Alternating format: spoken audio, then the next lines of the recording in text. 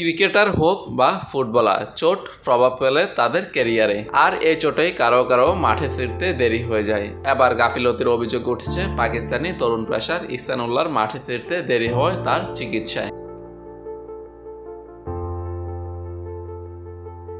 পিসিবির সভাপতি মহসিন নাকভি আজ একটি স্বাধীন মেডিকেল বোর্ড গঠনের ঘোষণা দিয়েছেন, যেখানে পিসিবির মেডিকেল সাপোর্ট টিম ইহসানুল্লাহ যে চিকিৎসা করেছে সেটা মূল্যায়ন করবে। যে মেডিকেল বোর্ডে আছেন 3 জন চিকিৎসক। মেডিকেল বোর্ডের প্রাথমিক লক্ষ্য ইহসানুল্লাহকে যথোপযুক্ত চিকিৎসা দেওয়া। বোর্ড তৎক্ষণাৎ চিকিৎসার জন্য আলাদা এক পরিকল্পনাও করবে বলে জানা গেছে।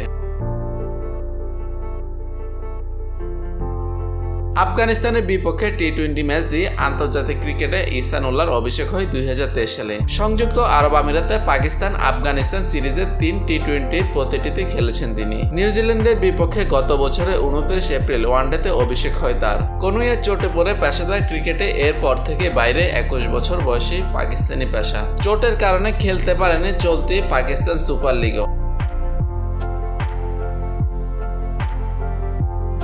ইহসানুল্লাহ চোট নিয়ে পিসিবির মেডিকেল বিভাগের বিরুদ্ধে গাফিলতির অভিযোগ করেছিলেন পিএসএল মুলতান সুলতানের মালিক আলী তারিন। ক্রিকইনফোকে তারিন জানিয়েছেন যে স্ক্যান করেও পিসিবির মেডিকেল বিভাগ ইহসানুল্লাহর কোনো চেট ধরতে পারেনি। তারিন যে পিসিবির মেডিকেল বিভাগের দিকে আঙ্গুল তুলেছেন সেখানে প্রধান ছিলেন সেলিম সোহেল। তবে ইহসানুল্লাহর চিকিৎসায় গাফিলতির অভিযোগ অস্বীকার করেছিলেন সেলিম।